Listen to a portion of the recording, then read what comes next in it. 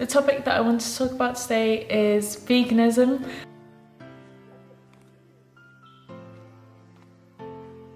Christmas is kind of where I ended it, but I was vegan for 5 months.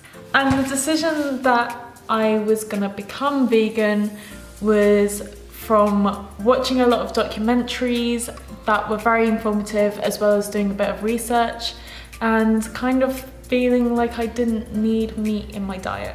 So I watched Cowspiracy, What the Health, of course the most well-known ones. I was dairy-free for 11 months. So from January last year, I stopped having so much dairy.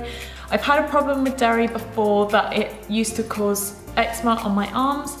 I feel like it was actually easier for me to transition into veganism, just because a lot of meals you can have veggie. Like you can take out meat quite easily from your diet. At least I felt like I could anyway, because a lot of the meals I was eating, I was trying to have lots of different stuff for the fact that I couldn't have cheese, or I couldn't have cream or butter or milk. And that's sometimes the stuff that fills you up a bit more because it's so fatty. So I was having more beans and having more veg with my meals to make sure I was like healthier anyway.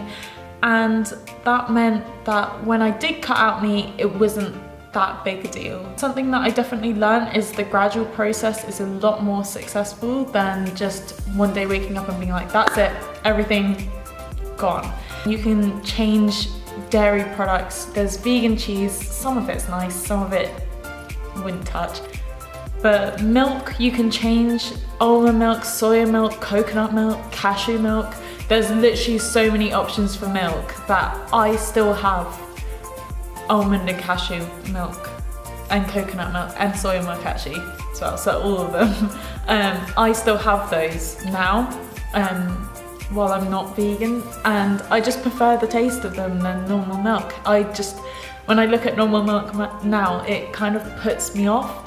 But I found eggs the hardest thing to lose. There were a couple times that I felt the urge of having meat, but corn has a lot of different products that actually taste good. Like, I can't stress this enough. The belief that the alternatives are just trying to taste like meat.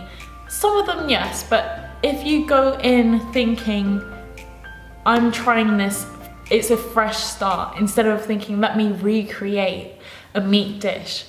I felt like I had less options, but actually I opened up my options because I was having black beans, I was having kidney beans, I was having cannellini beans, and I was trying different veg. I was having spinach, kale. When I look back at the foods that I was eating then, it's a lot more colourful and it's a lot more wholesome on a plate to look at, instead of just like a lump of a steak and some chips on the side, or even if you have sweet potato on the side, you still got that massive like bloody steak there.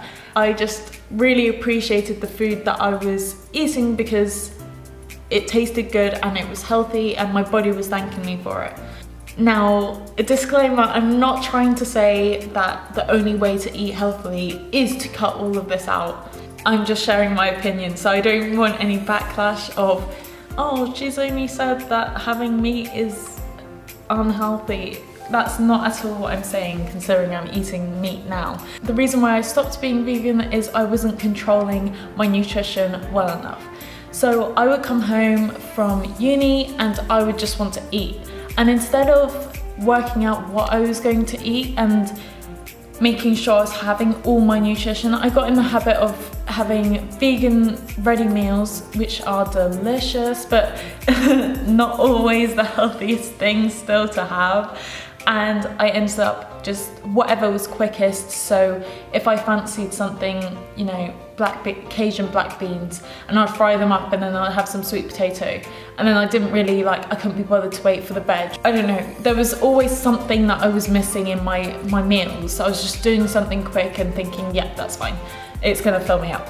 Which then meant that at the end of the 5 months, I started being really fatigued, and I'm not surprised. I had probably a lack of iron because I wasn't eating my greens, and I just ended up feeling kind of crap. in all honesty. And I want to express that this isn't the same for everyone, but I personally just didn't manage it well, and I decided that in December, before my mum did a massive Christmas meal, which was kind of good timing, I guess, but I decided that if I wanted to pursue this choice, this lifestyle choice, that I would need to plan a lot more, and I would need to be cooking almost every day, and I couldn't fully commit to that side of it at the current stage that I'm at in my life, that I'm at uni and I'm commuting from Marlow to London, and that I'm working at the weekends. Like, I just felt that actually, like, it was too much to take on in one go. And it's something that I definitely appreciated the experience, because I felt good. Like, I looked in the mirror, and even if I ate loads, I managed to not have much weight on my body. Like, my tummy when I was bloated was like my slim tummy now. Like, it was insane. It was an insane experience, and I definitely enjoyed it. I lost weight from it. I felt good, like I had energy. I didn't feel stodgy.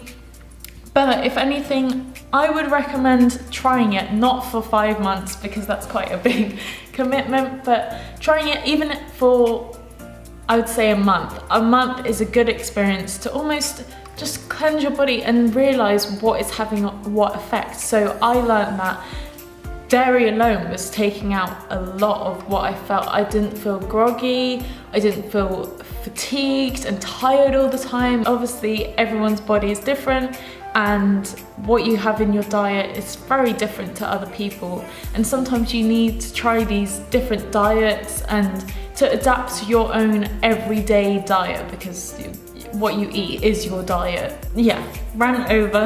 I hope you enjoyed this video, and if you have any questions for me, or want any advice, or want to know some of the research that I did and where I got my sources from, etc, etc, please comment below. I hope you enjoyed this video. If you did, please give it a thumbs up.